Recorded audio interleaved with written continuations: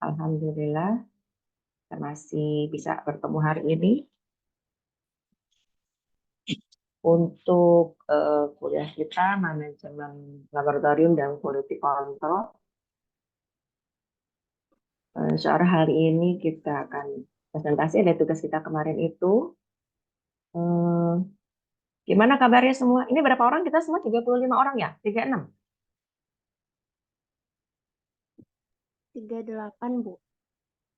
38. Ini udah pulang kampung semua ya?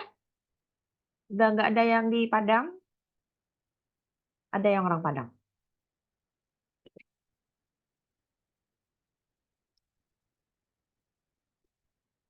Jadi Anda sudah di rumah semua ya?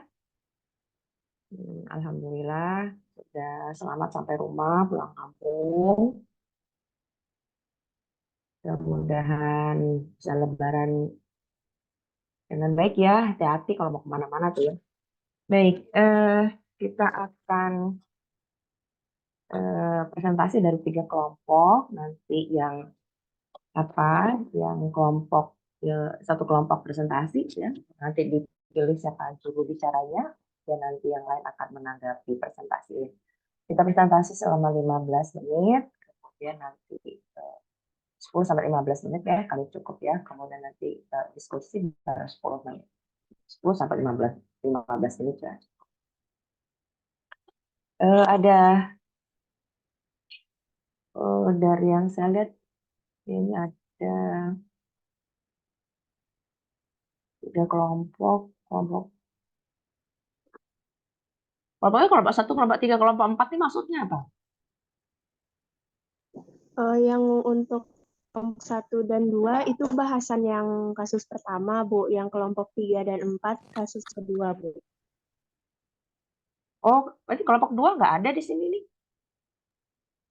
Mungkin makalahnya belum terkumpul oleh kelompok 2, Bu, tapi PPT-nya udah dikumpul, Bu. Oh iya ya, PPT sudah ada. Oke, kita mulai saja untuk kelompok 2 saja ya. Nanti yang menanggapi bisa yang lain. Bahkan kelompok 2 siapa ketuanya?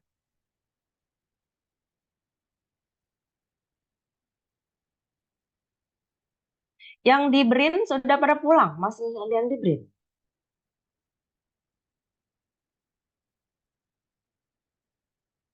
Sudah Yang pulang, di BRIN Bu. berapa orang? Banyak ya kalau nggak salah ya.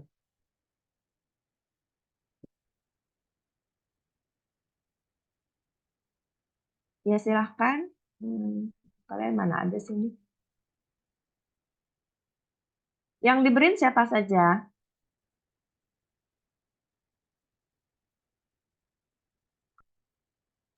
Sudah, Bu. Oh, udah pulang ya. Berarti yang di BRIN ini selama 6 bulan di BRIN aja terus ya? Iya, atau cuma berapa bulan? 3 bulan begitu? Berapa lama sih program apanya magang ini? Magangnya 6 bulan, no? 6 bulan ya? Iya, Bu. Berarti di sana terus sama 6 bulan di sana ya? Tanpa pas Lebaran, pas ya libur Lebaran Anda boleh pulang ya. Baik, silakan kelompok 2. Siapa presentannya?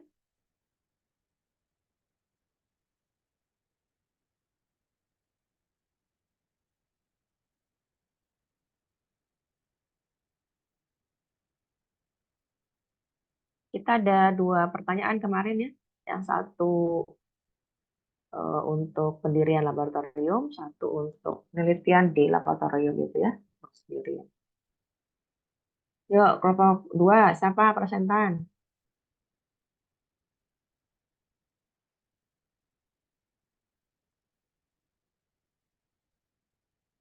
Di sini ada emailnya Rahma Yulia.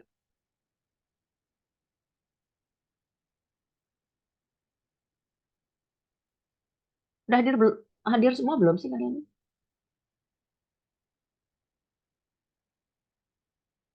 Ya siang loh kita mulainya juga. Jangan masih ada yang tidur loh.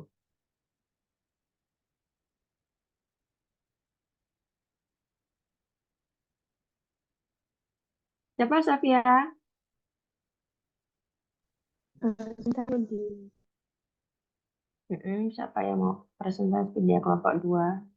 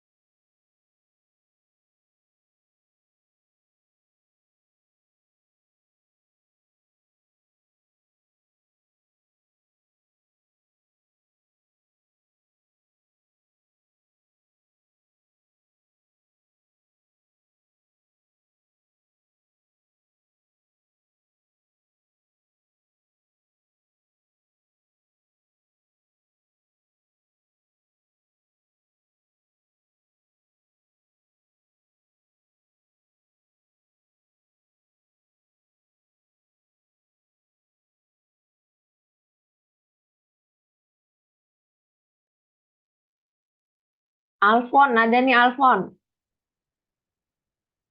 Anggotanya siapa aja nih? Alfon, Adam Fitra,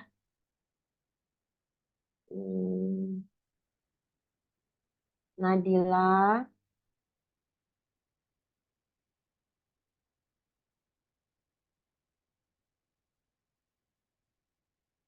Rahma Yulia,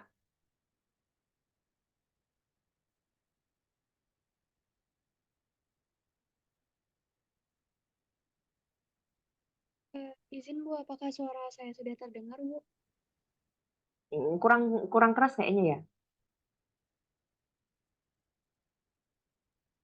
Baik Bu, saya izin.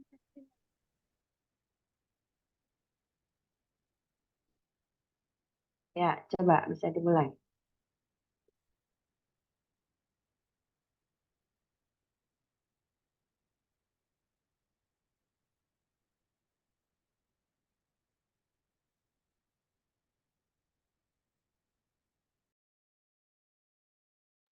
Izin apakah PPT-nya sudah terlihat Ibu dan Ya, teman-teman? silahkan, sudah.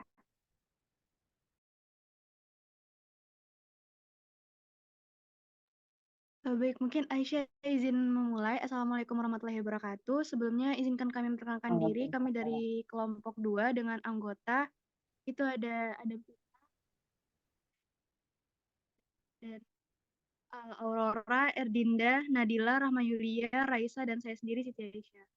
Mungkin untuk pendahuluan itu kami Sebentar. Teman-teman udah hadir semua belum? Coba di absen satu-satu dulu. Adam, ada? Coba mana nama-namanya tadi? Ada, Bu. Siapa lagi?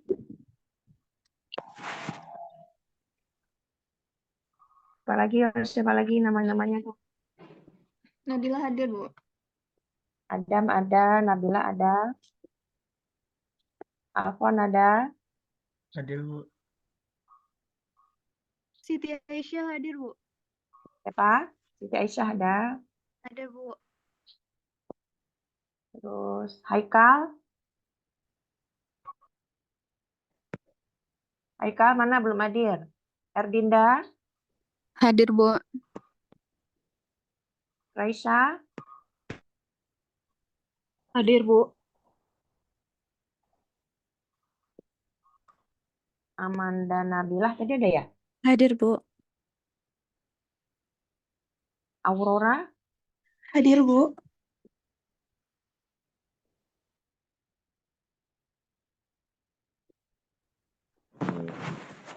yang belum siapa? Nadila, Nadila Putri.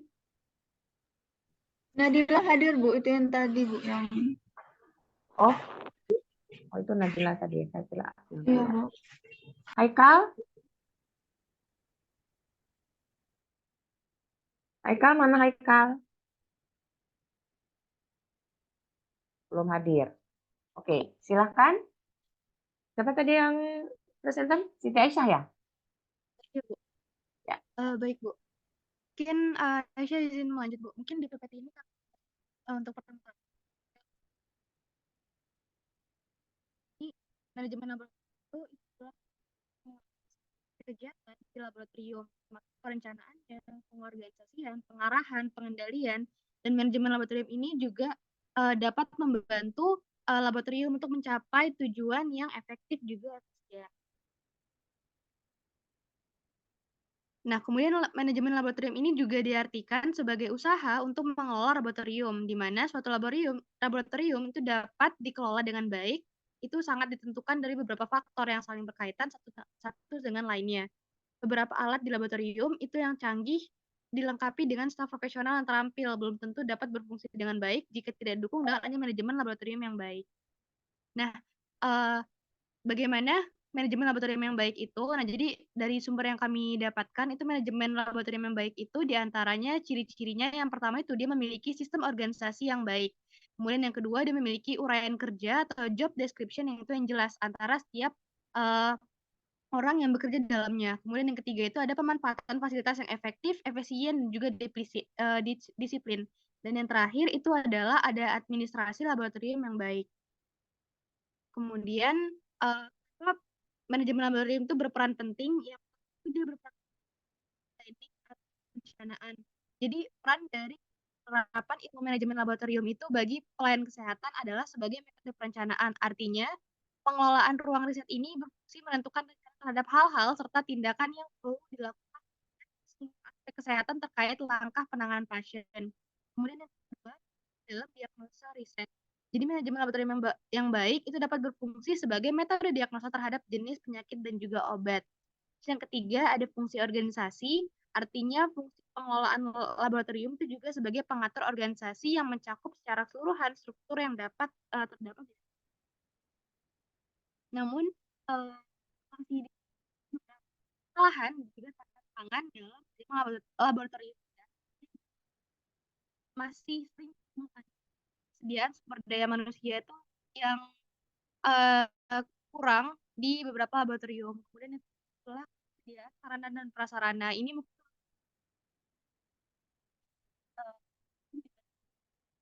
banyak kurang dan prasarana yang memadai. Kemudian yang ketiga, jumlah kadang belum secara berkala. Kemudian yang ketiga adalah regulasi.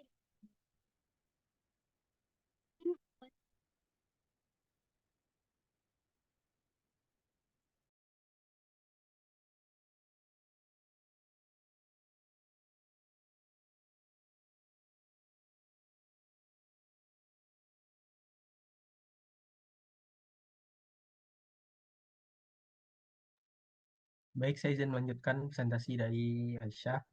Sebenarnya itu tantangan dalam manajemen laboratorium kesehatan di masa depan, di mana perkembangan teknologi yang pesat. Oleh karena itu, laboratorium harus terus beradaptasi dengan teknologi baru untuk meningkatkan efisiensi dan kualitas layanan. Tuntutan pasien yang semakin tinggi menyebabkan pasien akan semakin menuntut pelayanan yang cepat, akurat, dan juga terjangkau. Persaingan yang semakin ketat juga semakin banyaknya laboratorium baru yang didirikan, sehingga meningkatkan persaingan dalam industri laboratorium. Nah, untuk itu, terdapat solusi untuk mengatasi permasalahan dan tantangan dalam manajemen laboratorium kesehatan.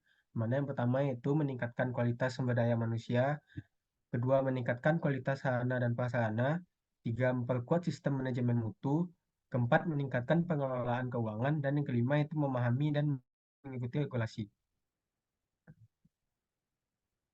Selanjutnya kita masuk ke dalam pembahasan studi kasus, mana studi kasusnya yaitu seorang fresh graduate melihat peluang bisnis untuk memenuhi kebutuhan pelayanan laboratorium medis di suatu kota yang cukup ramai di daerah X. Di mana di daerah X ini telah memiliki 2 rumah sakit tipe C, 1 puskesmas, dan 4 klinik swasta yang tidak memiliki laboratorium medis. Pertanyaannya itu, Pertama, laboratorium apa yang bisa didirikan di daerah tersebut dan apa alasannya. Dan yang kedua itu bagaimana tahapan pendirian laboratorium yang harus dia kerjakan.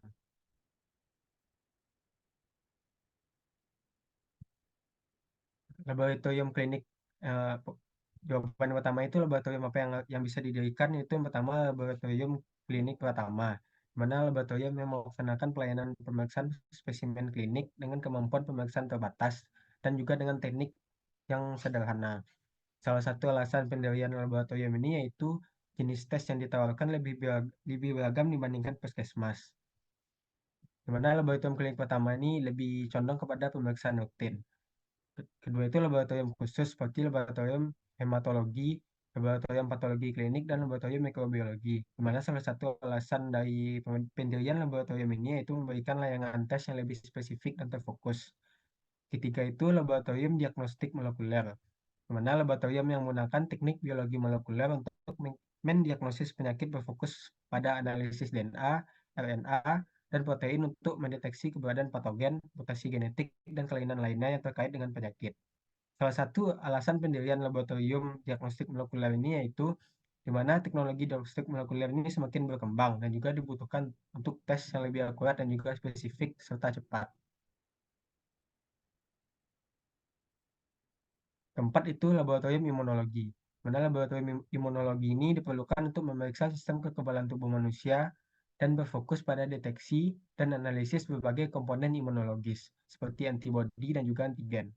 Ini penting untuk diagnosis penyakit autoimun, alergi, dan juga penyakit menular. Salah satu alasan pendirian dari laboratorium imunologi ini adalah dengan mendiagnosis dengan tepat dan cepat. Dan juga laboratorium imunologi juga dapat membantu dalam merencanakan perawatan yang tepat dan efektif bagi pasien. Ini tentu akan meningkatkan kualitas perawatan kesehatan yang diberikan oleh rumah sakit, puskesmas, dan juga klinik swasta di daerah X tersebut.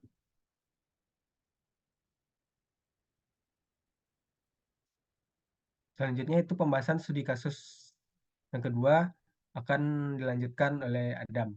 Kepada Adam, silakan. Oke, baik. Selanjutnya, apa saja yang dapat kita lakukan untuk pembahasan studi kasus ini? Yang pertama adalah melakukan riset pasar. Melakukan riset pasar yaitu analisis kebutuhan dan analisis persaingan yang ada di pasar. Kemudian menyusun rencana bisnis seperti apa yang akan dibangun, kemudian mengurus perizinan, menyiapkan sarana dan prasarana, kemudian melakukan promosi dan pemasaran. Kemudian selanjutnya memastikan kualitas layanan atau quality control dari layanan yang kita berikan. Next. Kemudian kesimpulannya, yang pertama, manajemen laboratorium memiliki peranan penting dalam menjalankan kegiatan di laboratorium. Melalui pengelolaan yang baik, laboratorium dapat berfungsi secara efektif dan efisien dalam mendukung kegiatan penelitian, pendidikan, ataupun pengujian. Kemudian, dalam studi kasus tentang pendirian laboratorium di suatu daerah, terdapat beberapa jenis laboratorium yang dapat didirikan dengan pertimbangan yang matang terhadap permintaan pasar dan kebutuhan masyarakat setempat. Proses pendirian laboratorium memerlukan tahapan yang komprehensif, mulai dari perencanaan hingga proses regulasi dan perizinan. Oke, next. Terima kasih. Kemudian jika ada pertanyaan disilakan kepada teman-teman semuanya. Baik, terima kasih kelompok 2 yang sudah mempresentasikan hasil pembahasan kelompoknya. Baik, tadi sudah ada sudah dipaparkan oleh kelompok 2 bagaimana mereka memilih untuk melakukan suatu pendirian di pendirian laboratorium di tempat yang mereka tunjukkan gitu ya. Kita berikan kesempatan untuk pertanyaan dari kelompok yang lain 1, 2, 1, 3, dan 4. Silakan. Kelompok 3.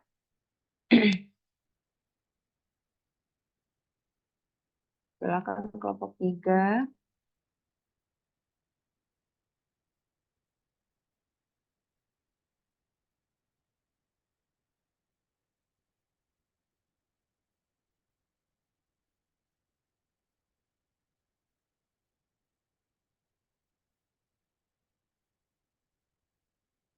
Kelompok 3 sama. Oh, apa?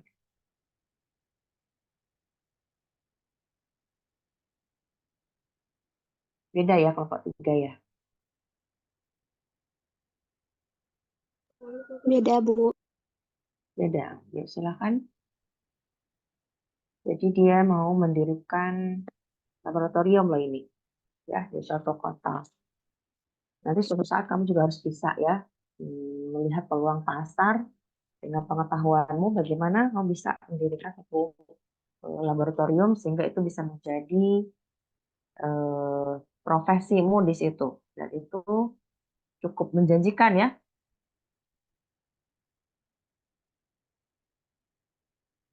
Nah, apa yang akan dipilih? Kemudian bagaimana caranya? Tadi kelompok 2 sudah memberikan tahapan-tahapan apa saja yang bisa mereka lakukan untuk mendirikan laboratorium itu. Silakan.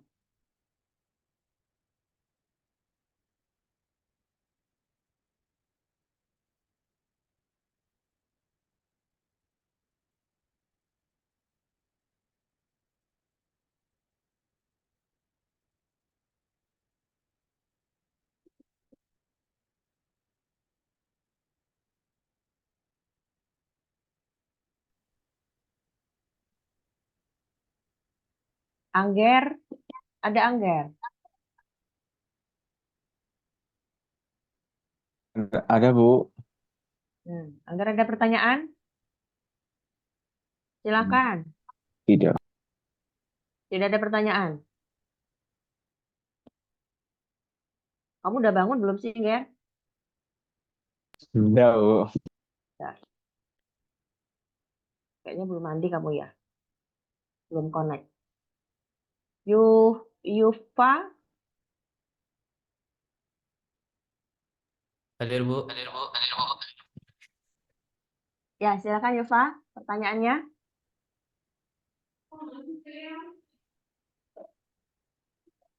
Sejauh ini belum ada, Bu. Belum ada. Belum ada semua ya. Kalau karena kita presentasi nilaimu dari pertanyaan dan menjawab pertanyaan ya.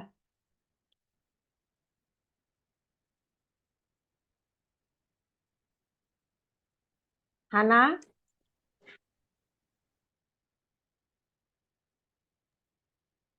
Ya, Bu, hadir, Bu. Hana ada pertanyaan? Nggak ada, Bu. Oh, tidak ada. Umi, oh kalau tidak ada pertanyaan nggak ada nilai nanti ya. Umi silakan.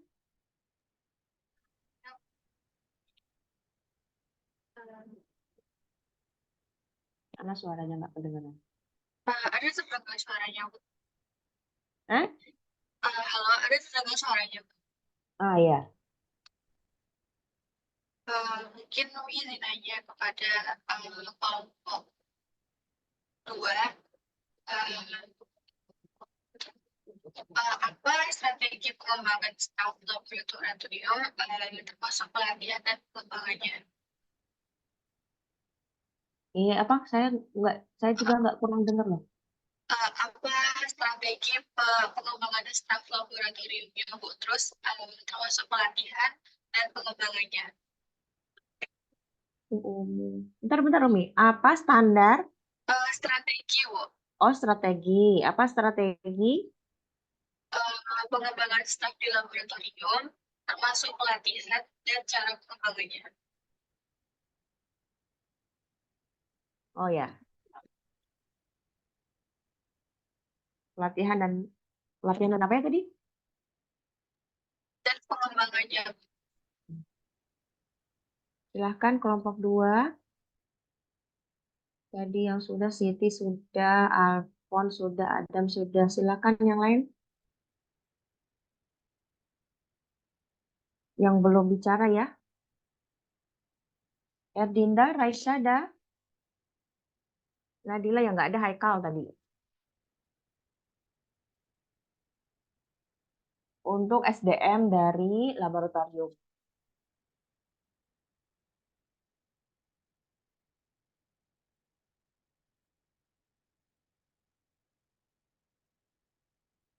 Monggo. Raisa, bagaimana Anda merencanakan strategi pengembangan staf di laboratoriummu?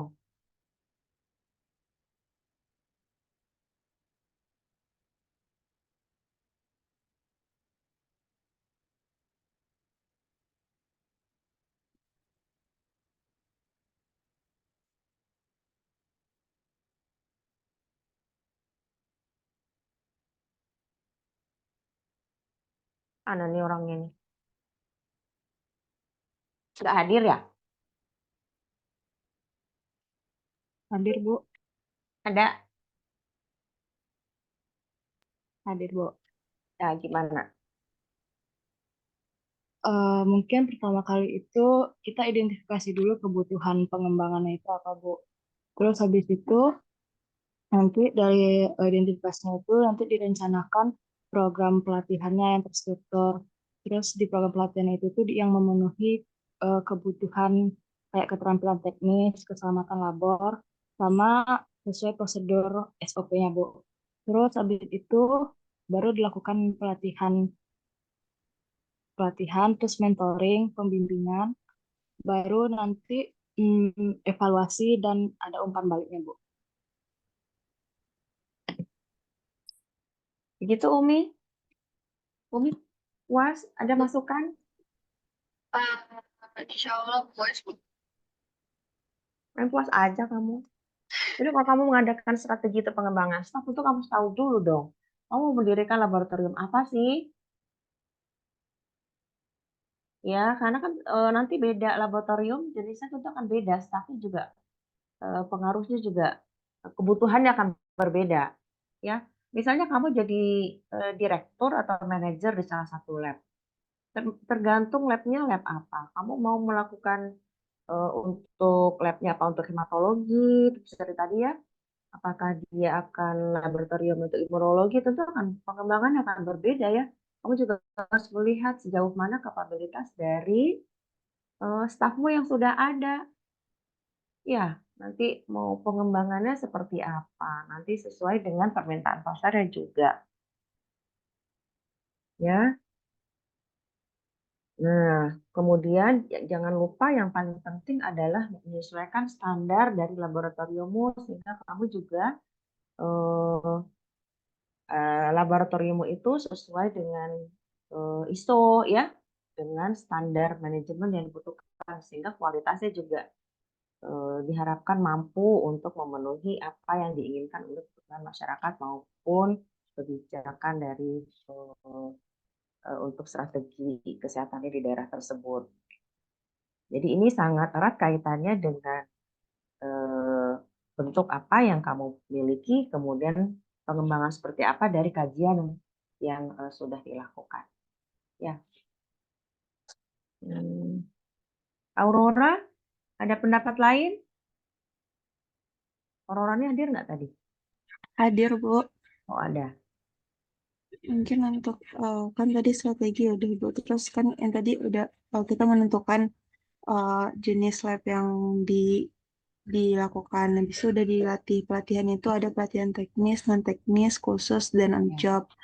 Ya. Terus juga pengembangan uh, profesionalitasnya. Kemudian uh, untuk kesempatan untuk berkembangnya juga diberikan untuk promosi dan rotasi jabatannya, kemudian kesempatan untuk memimpin dari suatu penelitiannya, kemudian untuk kesempatan untuk mentoring atau coaching staff gitu, Bu.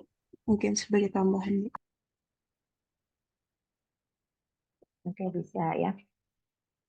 Untuk strategi pengembanganmu jangan lupa bahwa kebutuhan ini juga ada kebutuhan bisnismu ya. Kamu juga kita harus tetap memprioritaskan bahwa seberapa banyak kamu sudah berinvestasi di situ. Jangan sampai kita hanya bisa mendirikan, tetapi kita tidak bisa memberikan hasil yang maksimal dari apa yang diharapkan. Ya. Berikutnya untuk kelompok 4 ada pertanyaan bagi kelompok 2.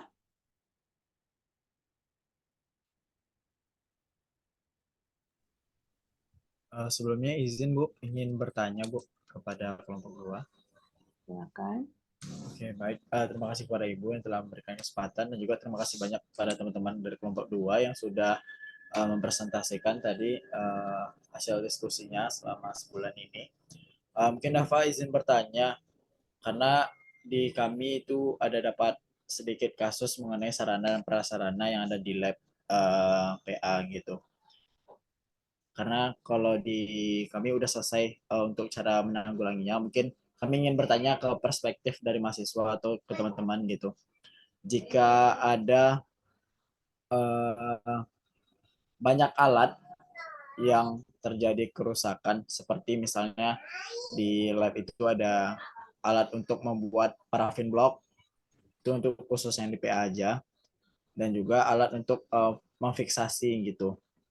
Dan untuk menanggulanginya kita bingung karena kebanyakan dari lab di rumah sakit itu bekerja sama dengan para supplier dari luar gitu Bu dan teman-teman. Menurut teman-teman bagaimana cara kita menanggulanginya? Apakah dengan cara konvensional atau dengan cara membeli alat? Ya, seperti itu. Terima kasih. Baik, silakan kelompok 2 ini sudah masuk di peralatan ya. Ya, termasuk juga pemeliharaan alatmu karena kalau alatnya rusak tentu labnya nggak jalan ya. Dan gimana caranya? Ini labnya lab mandiri atau lab mana ini Dava? Lab rumah sakit kah atau kamu? Izin Bu, di lab rumah sakit Bu, RSP Unin Bu.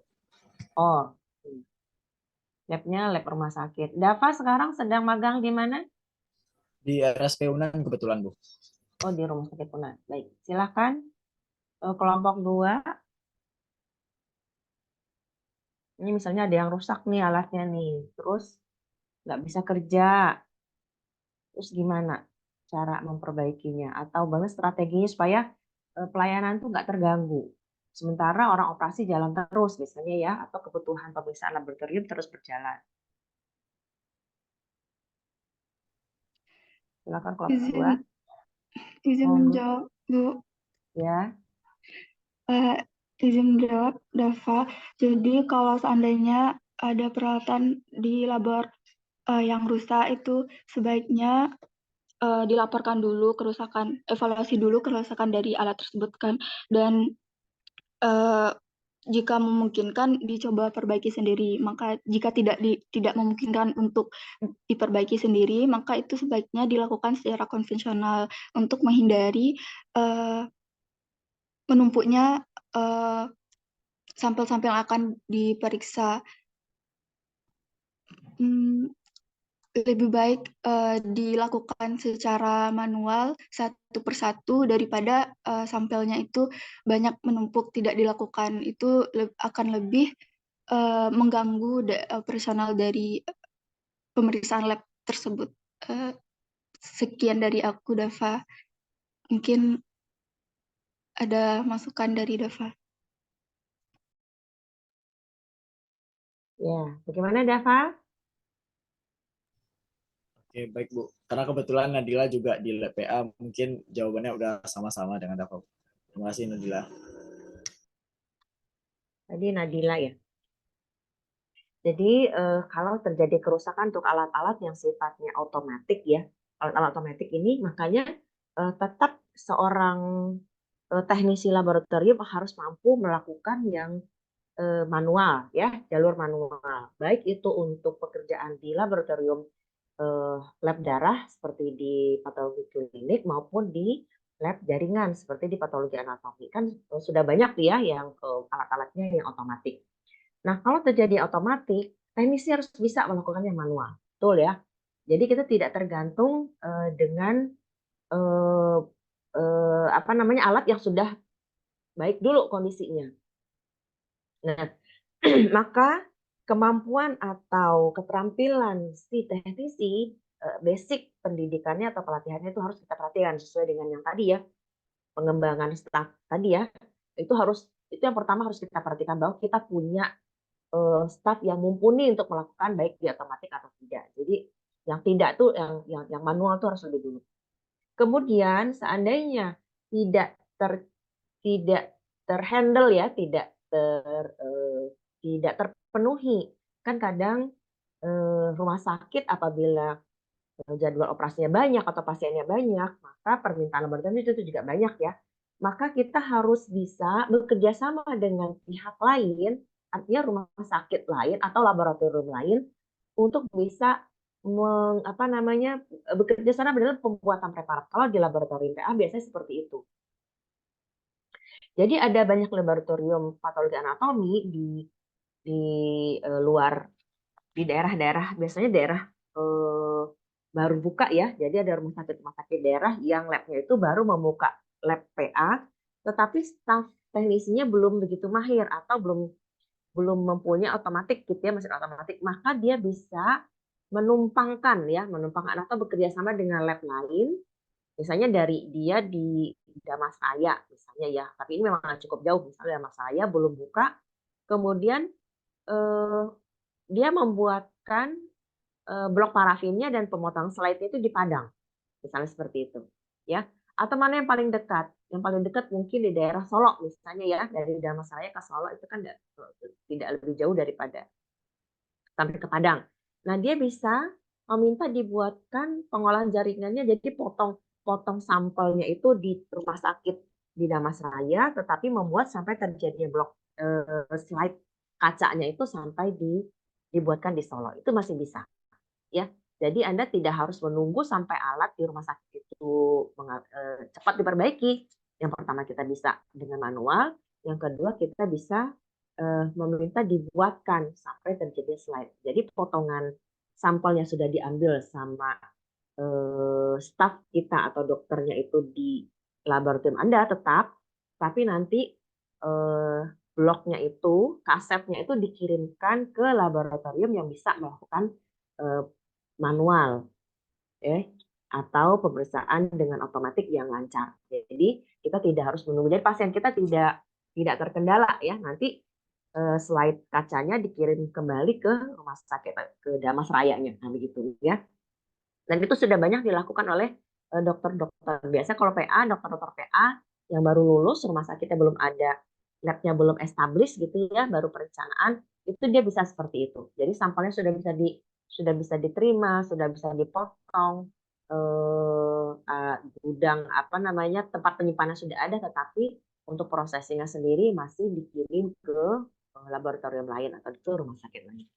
Jadi bisa sampai begitu ya data ya.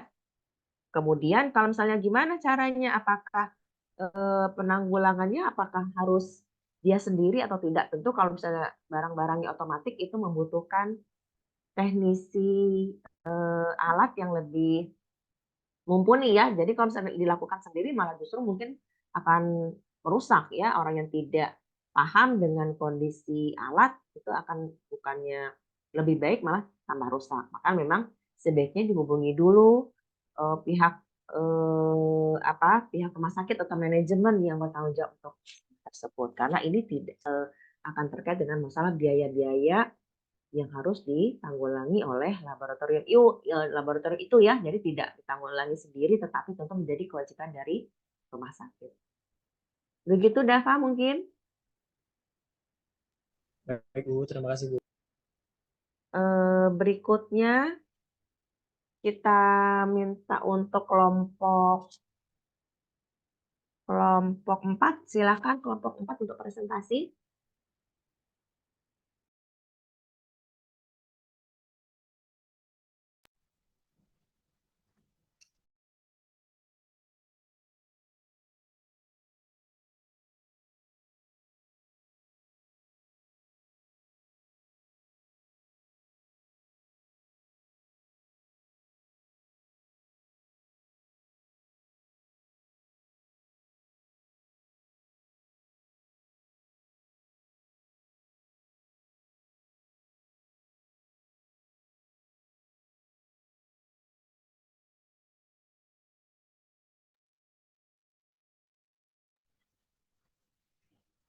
Kelompok 4 sudah hadir semua.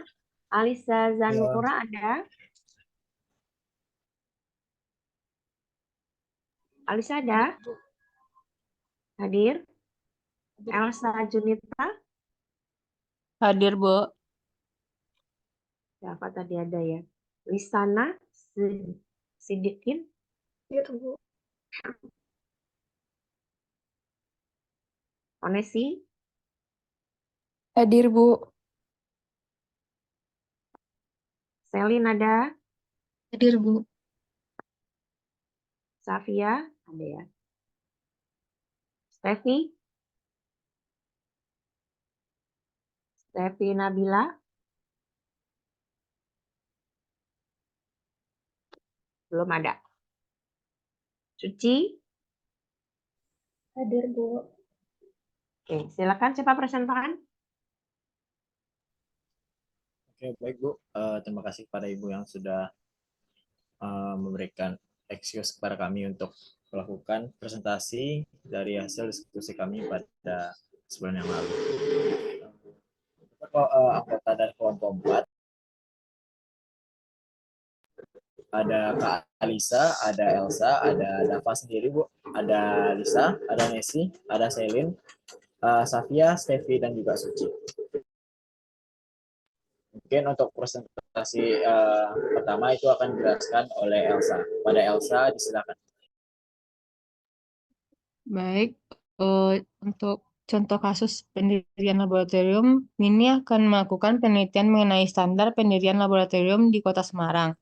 Dalam pengetahuannya, terdapat 2 rumah sakit swasta tipe B, 5 rumah sakit swasta tipe C, 2 rumah sakit pusat pendidikan, 10 puskesmas, 40 klinik swasta, 35 klinik gigi, dan 7 laboratorium medis swasta.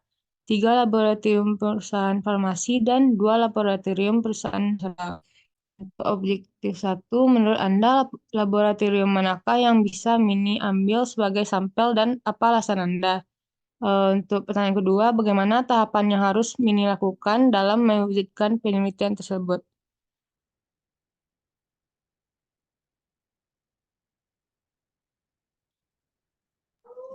Oke, baik. Terima kasih pada Elsa Junita. Mungkin dilanjutkan kepada Ica sebagai presentasi kedua. Baik, itu untuk pertanyaan yang pertama,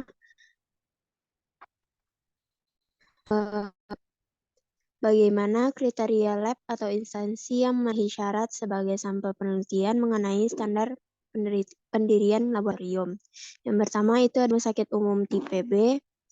Rumah sakit umum tipe B ini memiliki fasilitas dan kemampuan pelayanan medis kurang-kurangnya terdiri dari 4 spesialis dasar, 4 penunjang medis, 8 spesialis lainnya, dan 2 subspesialis dasar. Lalu yang kedua ada lab rumah sakit pendidikan. Lab rumah sakit pendidikan memiliki standar yang baik. Rumah sakit pendidikan dapat digunakan sebagai sampel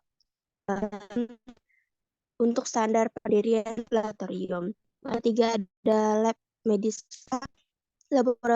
laboratorium medis swasta, 5 pelayanan pemeriksaan di dalam berbagai bidang seperti standar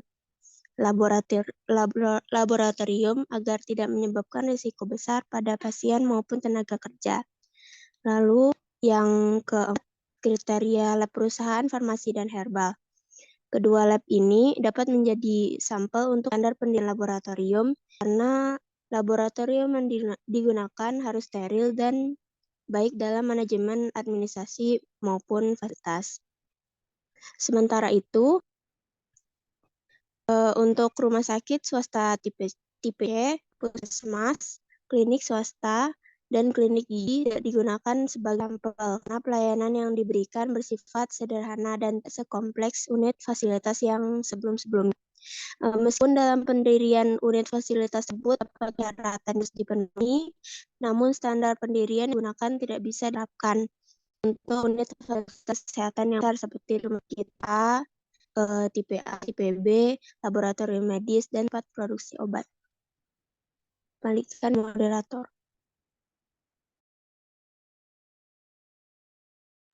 Oke, baik. Terima kasih pada Safia. Mungkin kita lanjutkan kepada Suci. Baik, selanjutnya yaitu tahapan penelitian standar pendirian laboratorium. Jadi ada beberapa tahapan. Yang pertama penelitian awal dan pengumpulan informasi. Jadi Kami akan mengumpulkan informasi tentang standar pendirian laboratorium medis seperti regulasi dan pedoman yang dikeluarkan oleh otoritas kesehatan seperti Kemenkes Rumah Sakit dan WHO.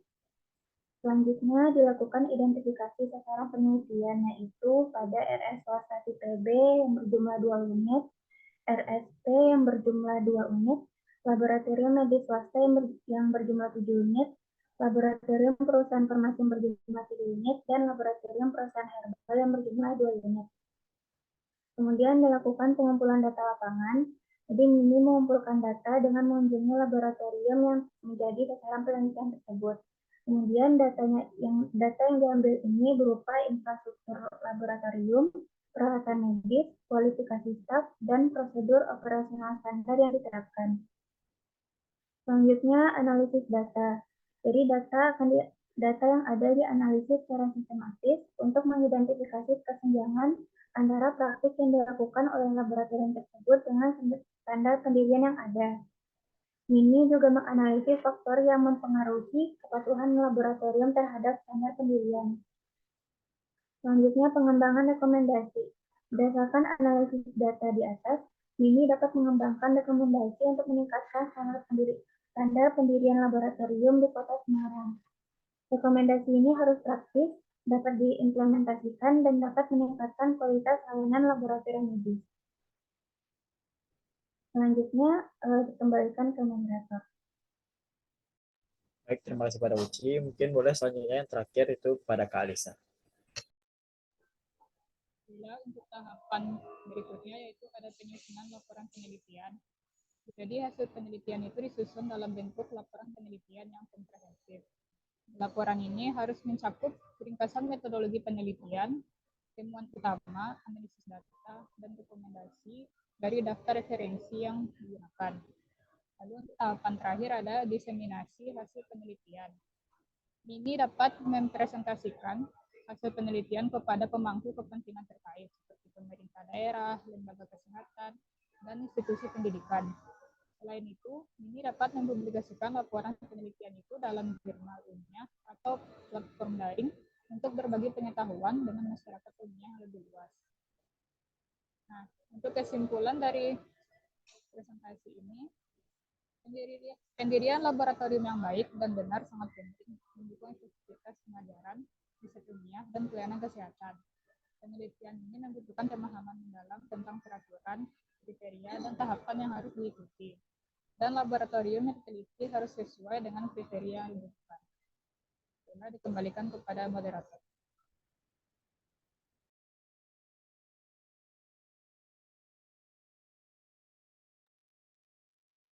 Baik, terima kasih kelompok 4.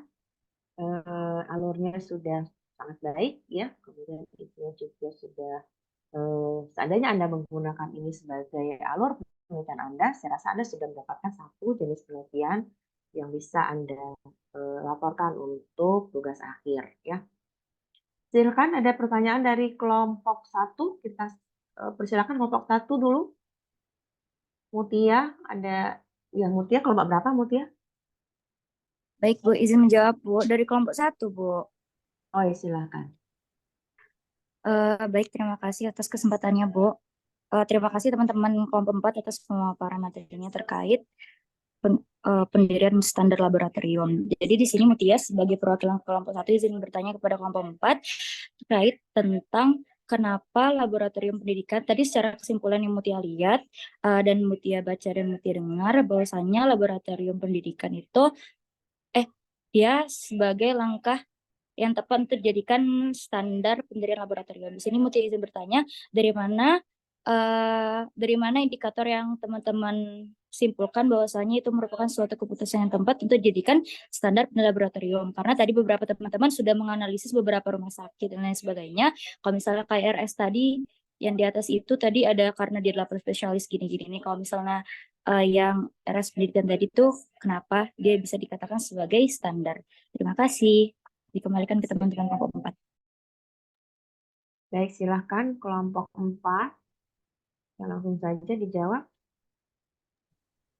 Baik Bu, sebelumnya bisa izin menjawab untuk pertanyaan ya. sakit pendidikan bisa dijadikan sebagai standar untuk pendirian laboratorium. Nah, sebenarnya berdasarkan Peraturan Menteri Kesehatan RI Nomor 31 Tahun 2002 tentang Peraturan Pelaksana Peraturan Pemerintah Nomor 93 Tahun 2015 tentang Rumah Sakit Pendidikan. Nah, Rumah Sakit Pendidikan itu selain digunakan sebagai tempat pendidikan, seperti kalau misalnya kita Fakultas Kedokteran itu, Rumah Sakit Pendidikannya itu kayak Rumah Sakit UNAN. Nah, di sana itu sudah ada standar pendirian dari rumah sakitnya itu sendiri. Selain Rumah Sakit Pendidikan itu sebagai pendidikan, nah di sana Rumah Sakit Pendidikan itu juga bisa menerima sampel-sampel dari rumah sakit. Jadi kayak rumah sakit pendidikan itu dijadikan sebagai rujukan. Nah, kalau misalnya rumah sakit itu dijadikan rujukan, berarti rumah sakit itu standarnya itu lebih tinggi dari rumah sakit yang sebelumnya atau dari puskesmas ataupun dari klinik sebelumnya.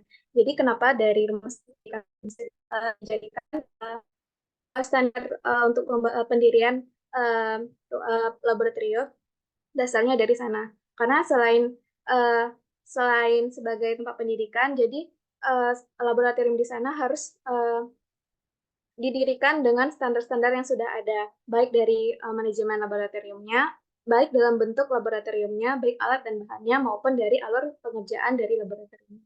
Mungkin itu jawaban dari Lisa, bisa dikembalikan lagi kepada teman-teman yang ada tanggapan.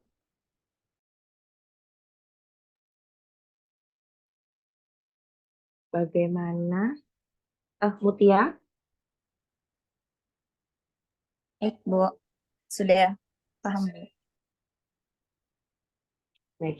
Jadi idealnya memang seharusnya laboratorium digunakan untuk pendidikan itu sebagai standar acuan ya tadi ya untuk jadi laboratorium.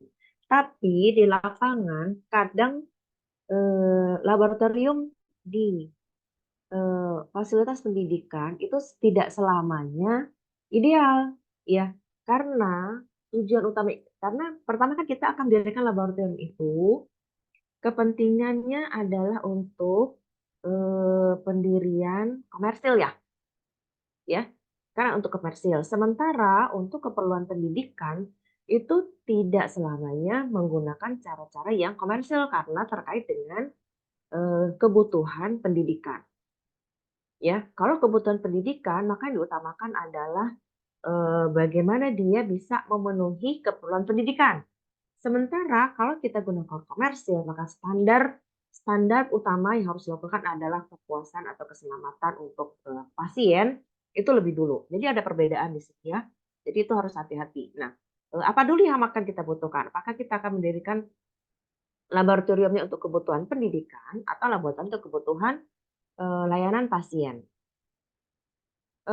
Laboratorium untuk pendidikan biasanya memang dia akan lebih sabar ya dalam tanda petik ya, sabar di dalam pengerjaannya, artinya dia tidak akan terburu-buru karena ini akan terkait dengan penelitian yang akan dilakukan. Jadi Anda lihat pada laboratorium pendidikan, penelitian pemeriksaan untuk penelitian biasanya itu akan lebih jelimet karena misalnya ya penggunaan alat, penggunaan antibodi misalnya ya, ataupun penggunaan reagen itu harus sesuai dengan tahapan pendidikan. Sementara kalau untuk keperluan pelayanan pasien, maka Anda harus menggunakan standar yang cepat, kemudian sudah terbukti mampu atau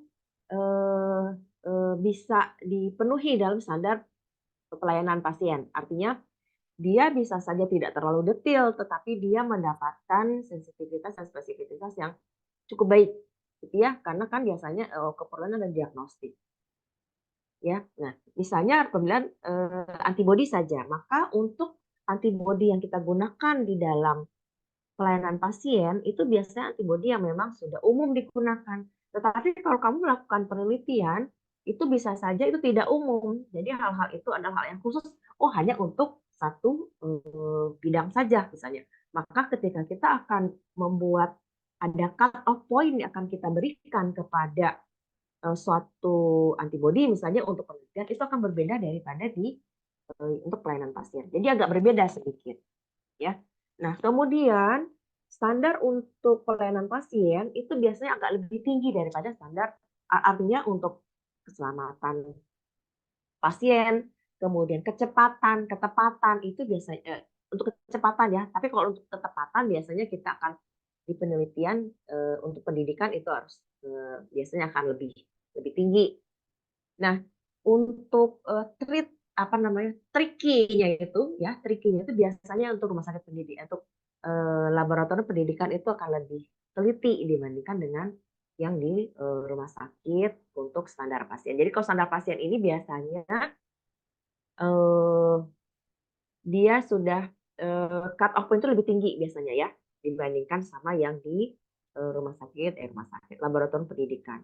Misalnya kalau bedakan saja laboratorium di layanan pendidikan di tempat lain ya, laboratorium kan bukan hanya di kedokteran saja ya, di fakultas lain juga punya laboratorium pendidikan ya, misalnya di hama tanaman, di teknologi pertanian itu juga dia punya laboratorium. Nah itu tidak seperti untuk masalah keselamatan itu memang harus dilakukan karena ini terkait dengan seluruh keselamatan pengampu, orang yang melakukan penelitian juga butuh keselamatan, jadi lebih standar. Cuma untuk untuk ketelitian, sensitivitas dan spesifisitas itu tentu akan berbeda daripada yang untuk pelayanan pasien. Jadi agak ada sedikit perbedaan, ya.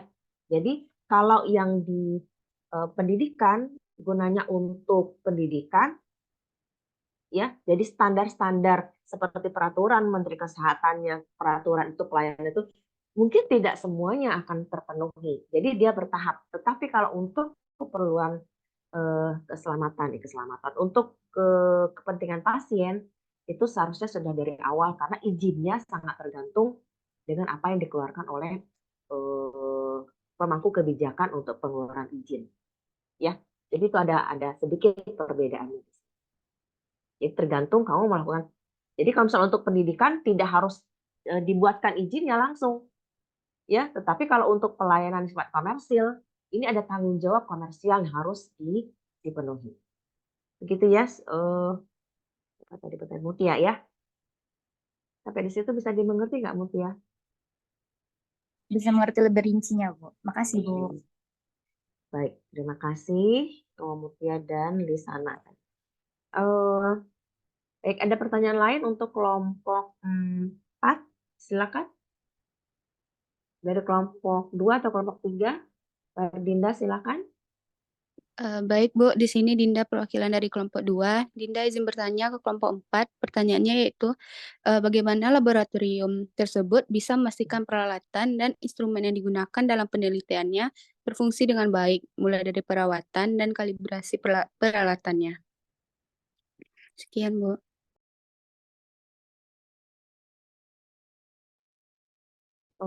Silakan kelompok 4 di pertanyaannya bagaimana lab bisa memastikan bahwa peralatannya itu layak untuk digunakan gitu ya, terstandarisasi gitu. Silakan.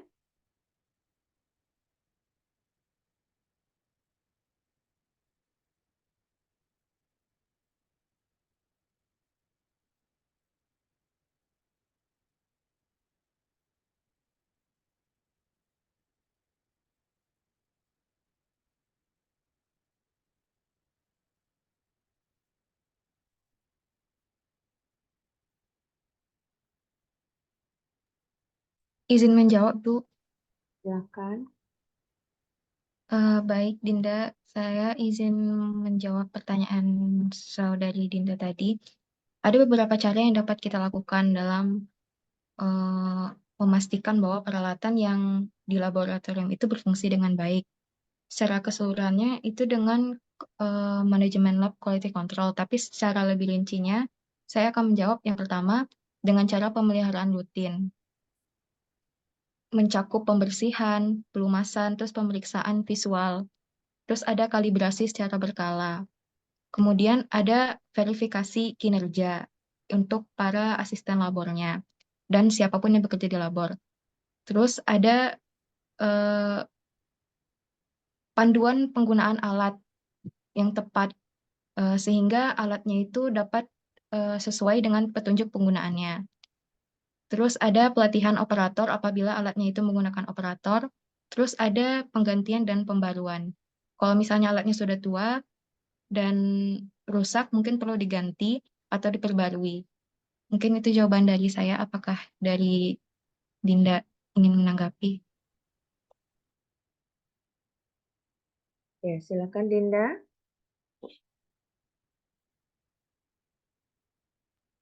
Sepertinya cukup, Bu. Cukup. Ya, jadi untuk alat-alat memang teknisi harus paham ya. Jadi memang teknisi harus paham. Jadi ada penanggung jawab alat gitu ya.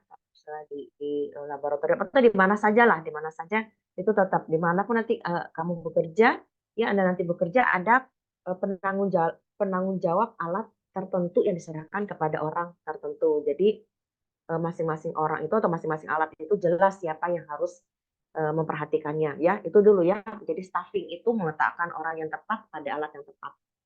Kemudian jangan lupa memang seperti kata Selin tadi, pemeliharaan rutin yang sifatnya setiap hari pakai, apalagi kalau alat itu memang dipakai rutin setiap hari. Jadi dibersihkan, kemudian dipastikan dia hasilnya itu tetap standar itu setiap hari ya.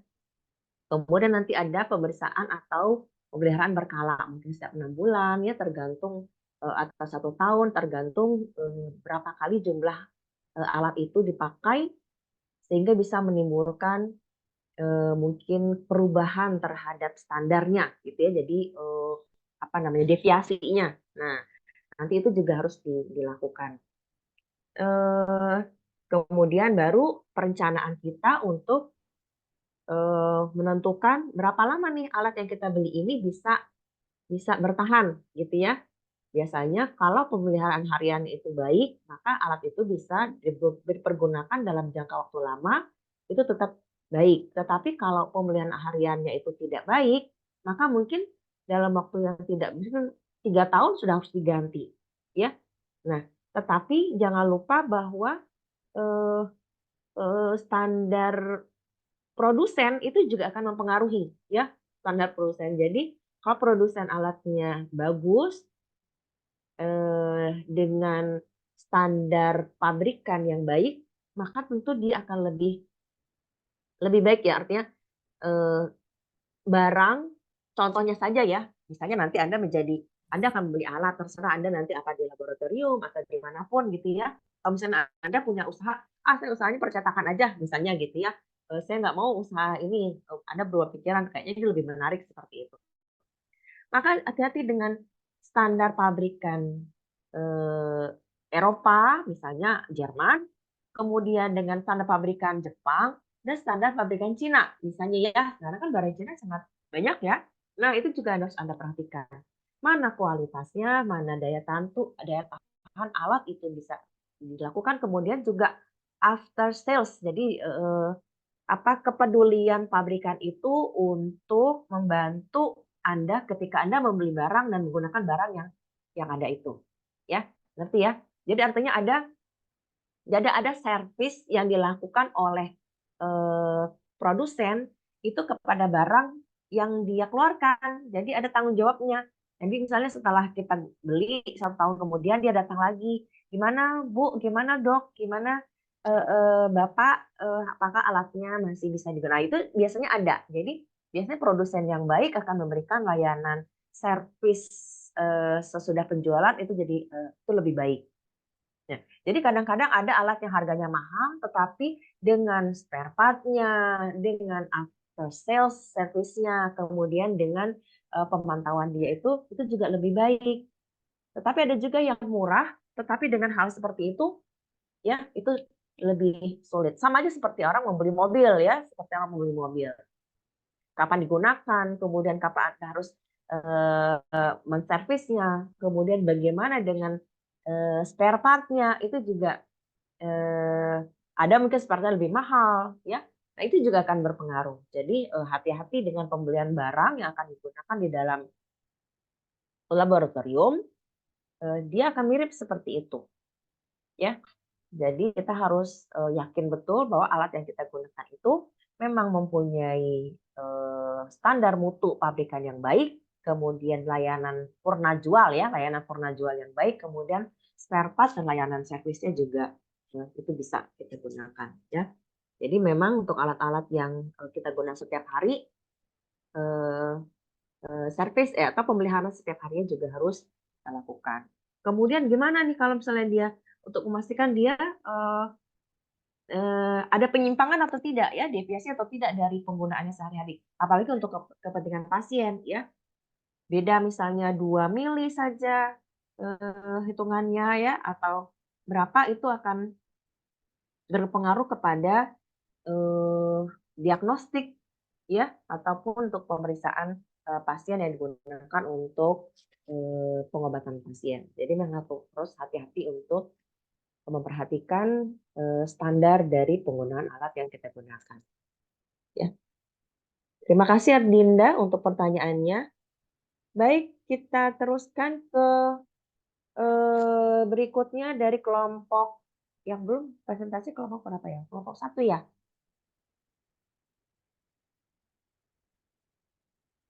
Kelompok 1 topiknya apa ya kelompok 1?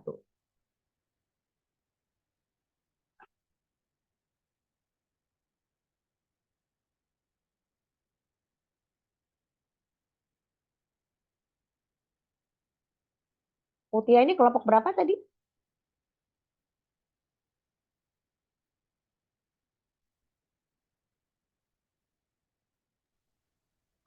Kelompok 1, Ibu. Oh, Mutia kelompok 1. Topiknya sama kayak kelompok 2, Bu. Kasusnya, Bu. Oh, sama ya, sama kelompok 2. Oh ya, Iya, karena kan Bu. ada cuma 2 ya. Oh, Iya, oke. Bu. Ada cuma 2. Ada perbedaan, silakan kelompok 1 gimana, ada perbedaan dari yang dipresentasikan kelompok 2 tadi?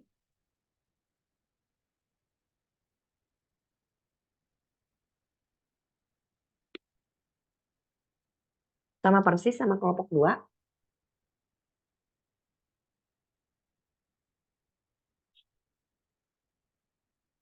Kelompok 1. Beda, Bu. Beda.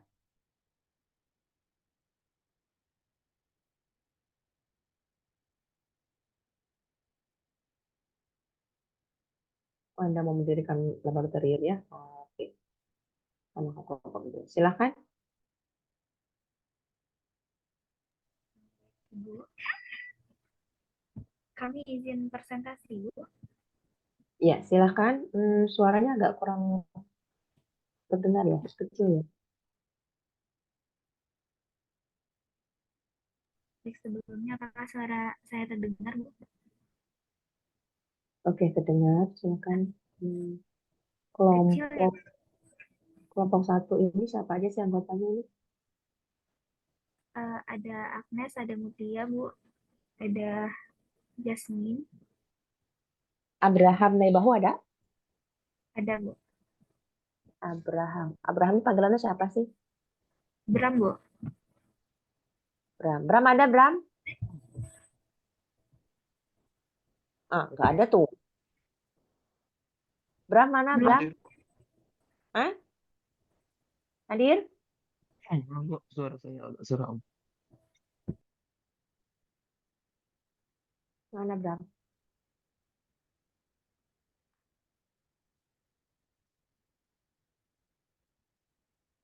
Mana, Bram?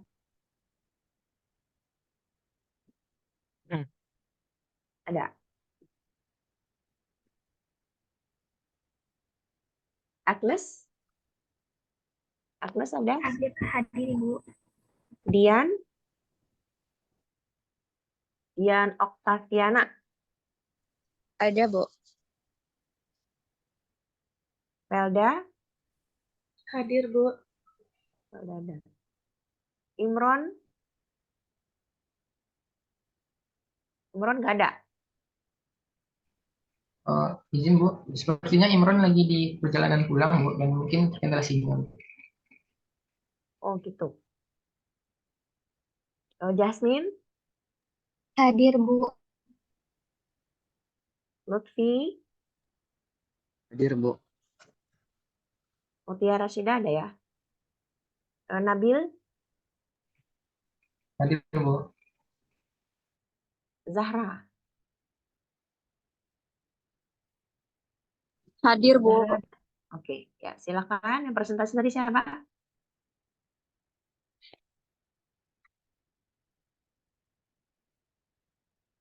Monggo, silakan yang presentasi. Baik, Bu. Sebelumnya kami izin untuk start dulu ya, Bu. Teman-teman yang kelompok 1, apakah ada yang mau tolongin share screen? Terima kasih, Ayla.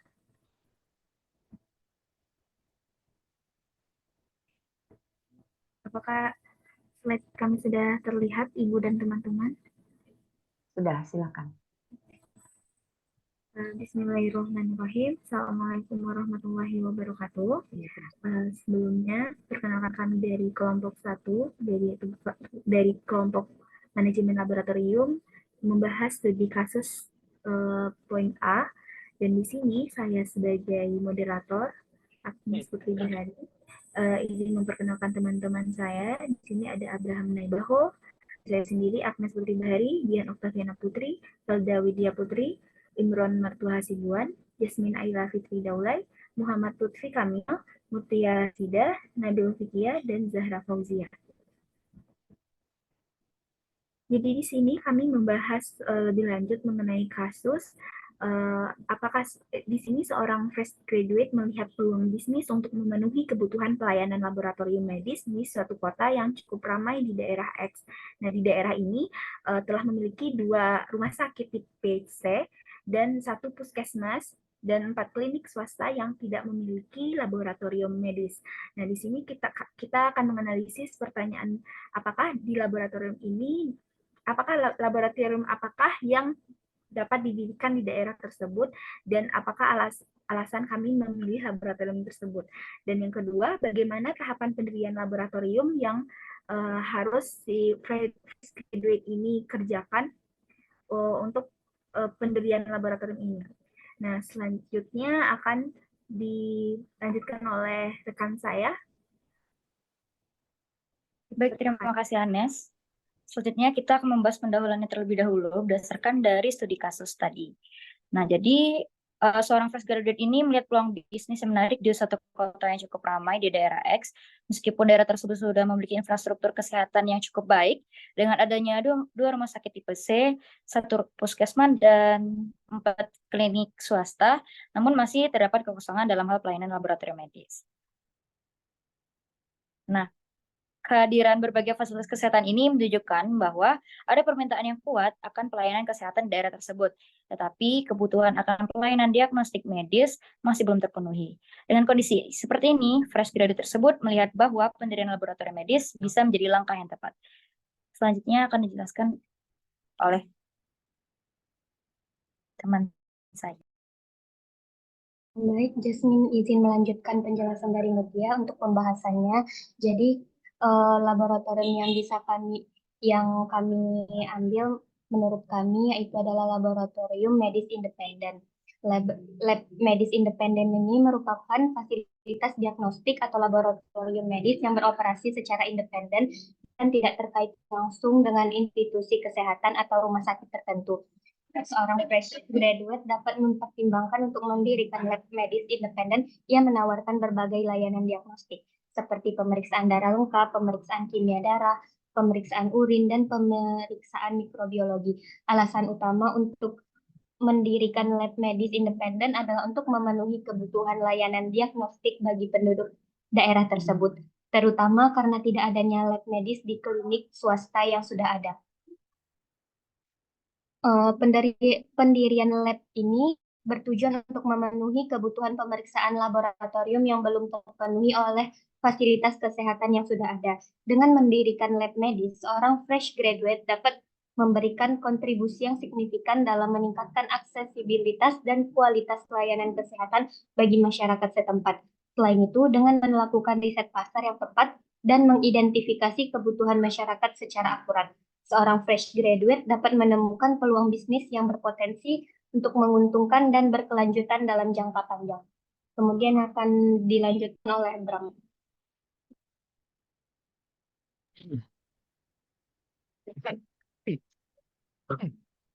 Baiklah.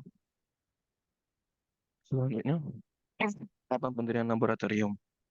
Pendirian laboratorium medis adalah proses yang melibatkan serangkaian tahapan penting untuk memastikan bahwa fasilitas tersebut beroperasi secara efektif dan aman.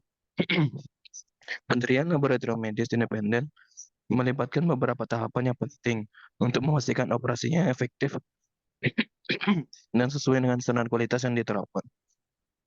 Tahapan-tahapan ini mencakup perencanaan, pengadaan peralatan dan bahan, pengaturan ruang, sertifikasi peralatan, pelatihan staf, serta pemantauan evaluasi berkelanjutan. Selanjutnya akan dijelaskan oleh William. Baik, selanjutnya itu ada perencanaan. Berikut langkah-langkah dari tahapan perencanaan. Yang pertama, memperhatikan demografi, tempat pendirian, dan pengelolaan laboratorium seperti jumlah dan laju pertumbuhan penduduk, ketenaga kerjaan, tingkat kesehatan, dan ekonomi masyarakat. Yang kedua itu dia membentuk visi, misi, serta tujuan dari laboratorium yang hendak didirikan. Yang ketiga, menentukan rencana bisnis untuk laboratorium medis seperti detail layanan dan keunggulan, analisis pasar. Next. Selanjutnya itu aspek yang perlu diperhatikan itu ada segmentasi demografis, yaitu dia mengelompokkan seperti lokasi, jenis kelamin, usia, pendidikan, pekerjaan, dan penghasilan. Yang kedua ada target pasar, memahami target apakah high end atau low end atau general. Yang ketiga itu kebutuhan pasar, melihat apa yang menjadi penggerak terhadap permintaan atau layanan. Selanjutnya ada kompetisi, itu memahami situasi dan melihat siapa lawan bisnis. Selanjutnya ada regulasi, itu melihat peraturan atau kebijakan yang berkaitan. Selanjutnya akan dijelaskan oleh Nabil.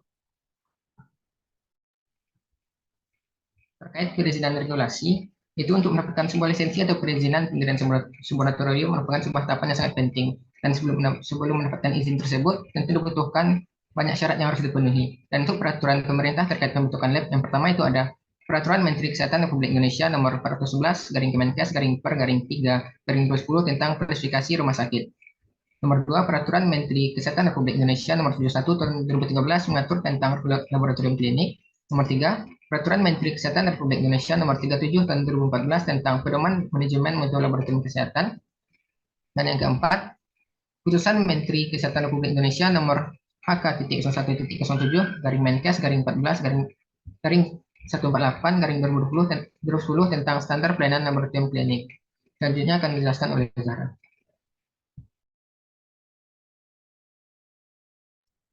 Baiklah, berikutnya ada pengadaan peralatan dan sumber dana.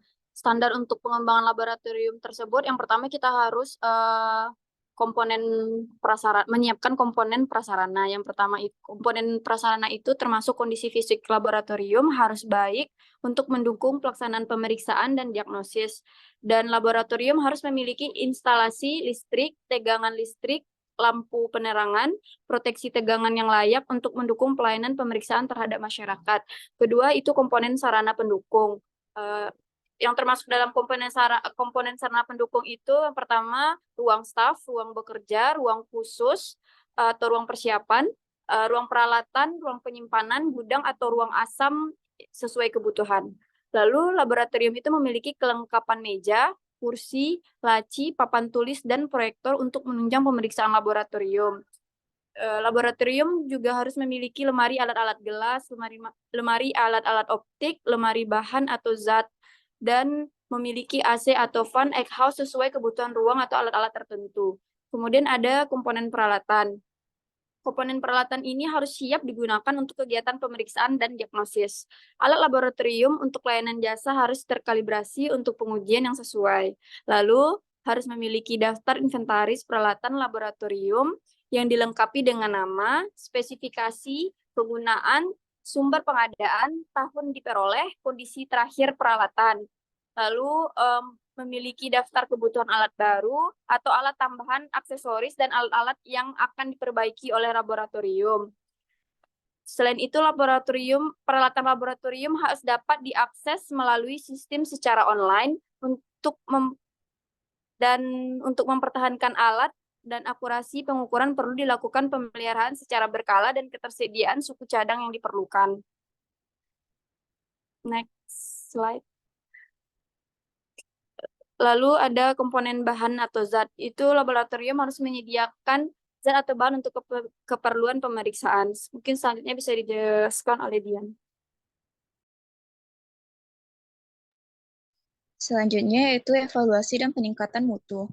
Melakukan evaluasi secara berkala dan melakukan peningkatan mutu untuk memastikan bahwa layanan yang diberikan selalu memenuhi standar yang ditetapkan. Next slide. Setelah laboratorium medis independen ini beroperasi, maka penting untuk melakukan pemantauan dan evaluasi berkelanjutan terhadap kinerja laboratorium ini. Dan ini melibatkan audit internal untuk memastikan kepatuhan terhadap prosedur dan protokol, evaluasi kualitas hasil uji, serta umpan balik dari pelanggan atau pasien untuk meningkatkan layanan yang disediakan. Dan pendirian laboratorium medis ini, independen ini merupakan proses yang kompleks dan membutuhkan perhatian yang lebih detail dan kepatuhan terhadap regulasi yang berlaku. Dengan melalui tahapan-tahapan tersebut yang dilakukan secara cermat, maka laboratorium medis independen ini dapat berfungsi secara efektif dan memberikan layanan diagnostik yang berkualitas kepada masyarakat.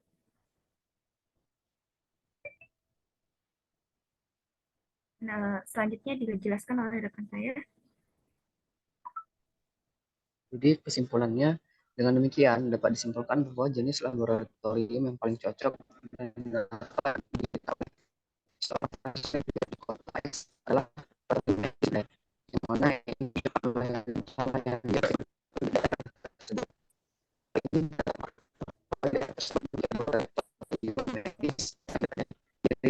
laboratorium medis independen ini akan memberikan aksesibilitas dan meningkatkan kualitas layanan bagi masyarakat setempat.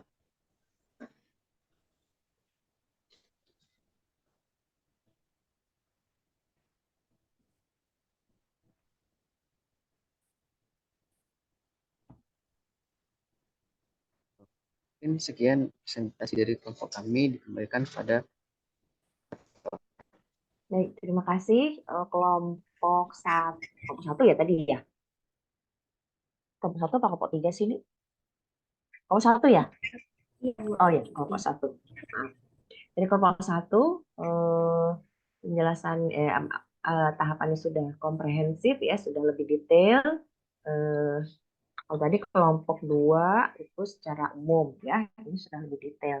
Jadi kalau misalnya kelompok 1 sudah bisa mendirikan dengan laboratorium dengan standar yang bisa segera untuk akreditasi ya, kelompok 1 karena akreditasi memerlukan dokumen detail ya tentang apa saja yang ada di dalam laboratorium itu. Sementara kalau kelompok 2 ini baru secara global ya, kasarnya saja. Ada pertanyaan dari kelompok lainnya? Silakan kelompok 3 dan kelompok 2.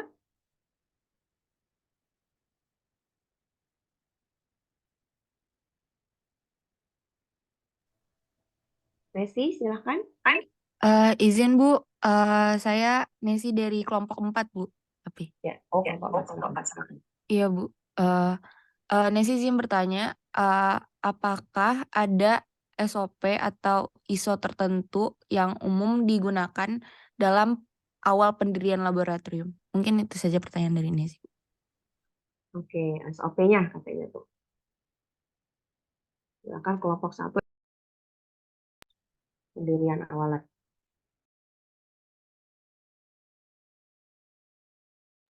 Baik, sebelumnya Agnes izin menjawab ya Ibu sebagai perwakilan kelompok 1 Ibu.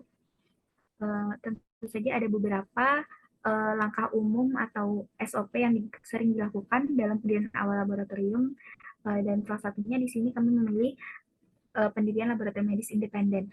Nah, yang pertama itu ada tahapan perencanaan, yaitu kita menentukan atau tentukan tujuan laboratorium kita, sumber daya yang dibutuhkan, dan anggaran yang tersedia. Kemudian ada juga pemilihan lokasi. Kita memilih lokasi yang sesuai dengan kebutuhan laboratorium, misalnya di sini di daerah X, dan kita memilih lokasi yang strategis, termasuk keruangan atau keamanan dan aksesibilitas.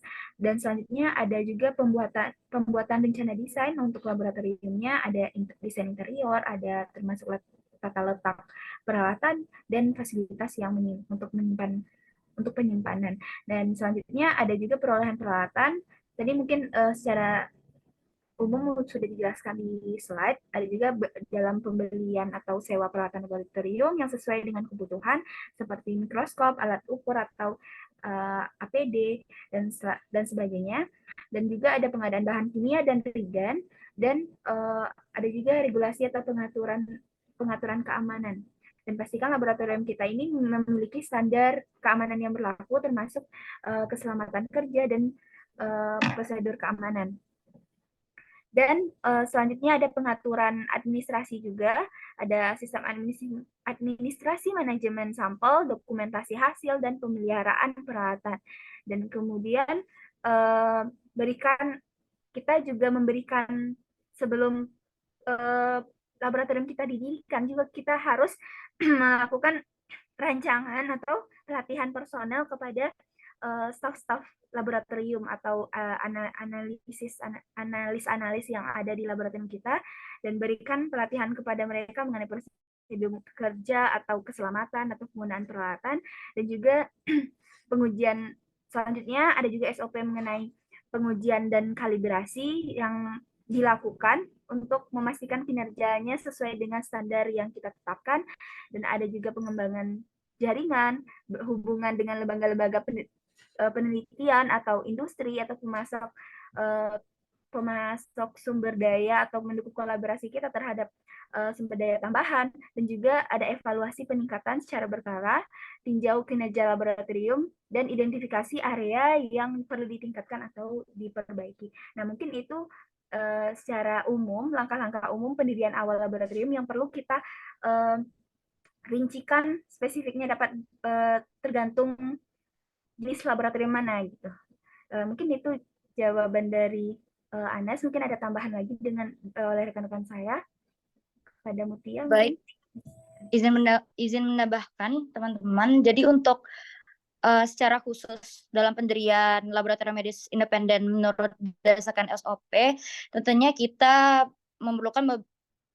perlu memperhatikan beberapa aspek. Contohnya yang pertama seperti permohonan izin operasional.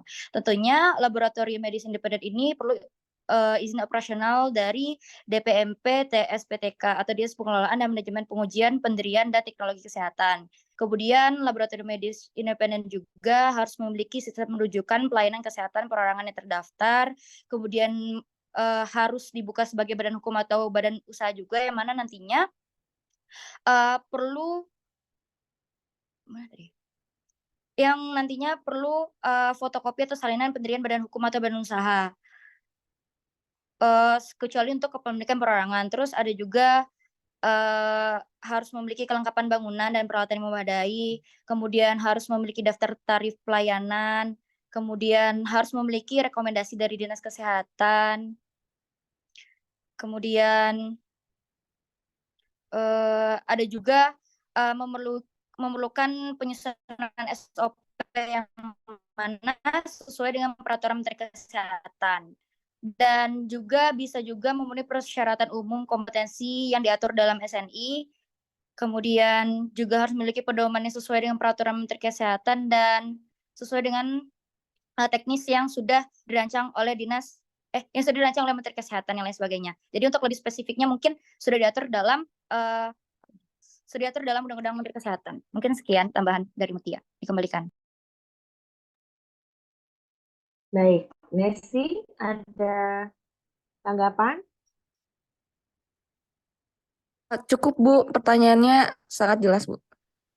Jawabannya masih Bu. Baik, terima kasih. Kelompok 1 tadi ada Agnes dan Mutia yang sudah menjelaskan mengenai SOP ya. Jadi dalam tahap awal pendirian laboratorium apa saja yang harus kita perhatikan. Tadi sudah komprehensif. Kemudian mungkin ada beberapa hal yang perlu kita perhatikan, penyediaan alat ya.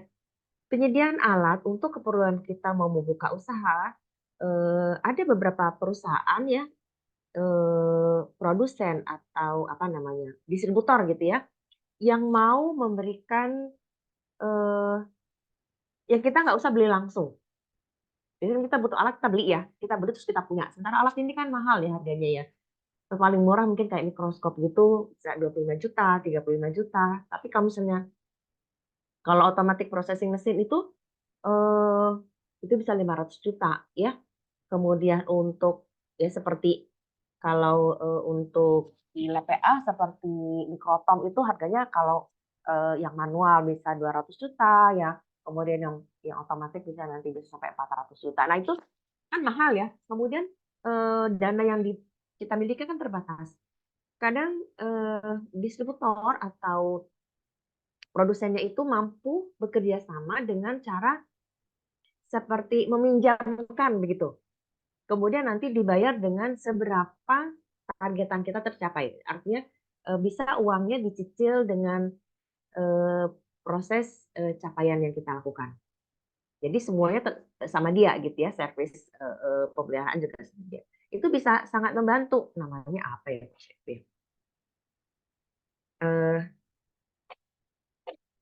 Saya lupa ya, istilah itu namanya apa gitu ya. Nah, itu bisa seperti itu. Jadi bisa saja alat itu tidak langsung kita miliki sendiri karena dia sangat mahal, tapi kita bisa bekerja sama dengan distributornya. Kemudian untuk staffing ya, tadi kan ada pengembangan staff ya, pelatihan staff. Kalau kita dari awal memikirkan untuk pelatihan staff, itu kita akan mengeluarkan dana juga yang cukup besar.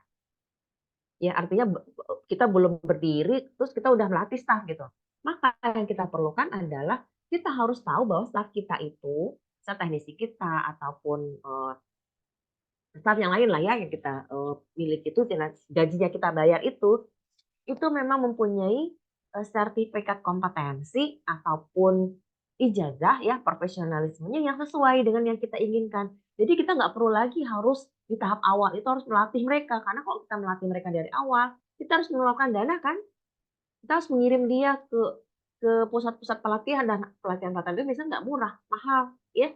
Biasa kalau untuk itu contohnya saja misalnya pelatihan teknisi PA gitu ya di lab PA FK Unan itu urusannya dananya dana kebijakan institusi ya, satu kali pelatihan bisa 12 juta untuk satu orang, itu misalnya berapa minggu gitu ya, 2 minggu sampai 3 minggu.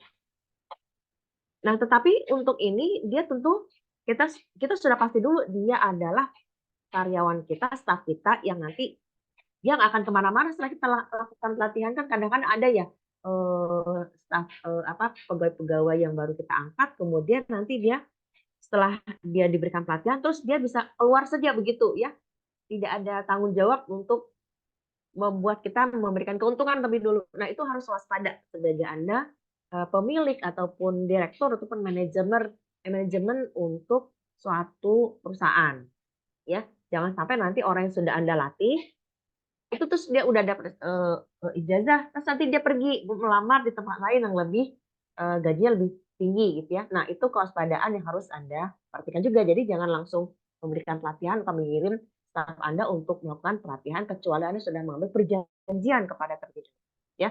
Jadi seperti itu.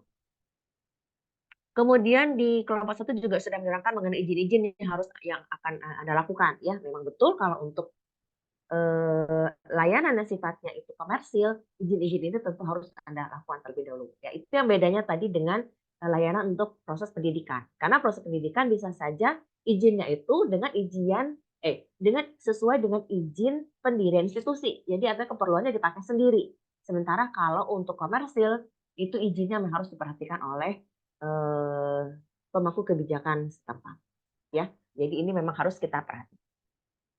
Saya rasa itu saja yang bisa saya sampaikan. Dari keseluruhannya ada pertanyaan? Kelompok 1, 2, tadi 4 tadi yang tampil ya, kelompok 3 tadi tidak ada kesempatan tampil. Mudah-mudahan nanti nilainya bisa dari pertanyaan-pertanyaan saja. Ada pertanyaan salah keseluruhan atau Anda sudah jelas?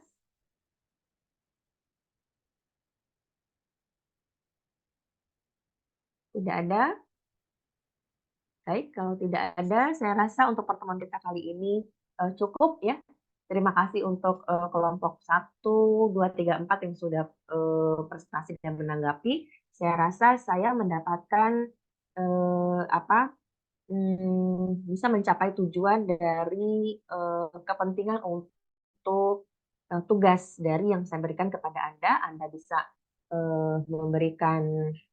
memahami dengan baik, kemudian juga bisa merancang apa yang seharusnya bisa kita ambil dari topik mata kuliah dari sekedar peraturan dan pendirian dari laboratorium. Ya, kita ingin bahwa program-program atau mata kuliah atau perkuliahan ya yang kita berikan itu tidak hanya Anda ingat, tetapi juga tidak hanya dihafal untuk ujian, gitu ya, tapi Anda bisa mengambil manfaatnya untuk kepentingan Anda, bahwa Anda di sini diharapkan untuk jadi peneliti, Anda diharapkan untuk jadi pengusaha, ya jangan lupa bahwa Anda berada di S1 biomedik itu diharapkan Anda jadi peneliti, Anda jadi pengusaha, maupun Anda menjadi seorang yang profesional di bidangnya, ya. Jadi Anda mempunyai pengembangan diri yang lebih besar, ya. Jadi tidak seperti di fakultas lain yang mungkin dia tidak disiapkan untuk terjun menjadi pengusaha atau berdikari, ya. Jadi Anda harus mempunyai sisi positif untuk bisa keluar dari S1 saja Anda sudah tahu apa yang harus dilakukan, kemana Anda harus bekerja setelahnya. Saya pikir itu saja. Terima kasih atas perhatiannya. Selamat liburan, selamat puasa yang tinggal hari ini sampai besok ya. 2 hari lagi. Nanti selamat hari raya lah ya. Tapi kalau selamat hari raya terlalu cepat ya. Kita mendahului lagi. Baik, maaf lahir batin untuk semuanya. Selamat liburan. Assalamualaikum warahmatullahi wabarakatuh. Waalaikumsalam warahmatullahi wabarakatuh. Terima kasih Bu. Maaf lahir batin Bu. Ya, maaf lahir batin.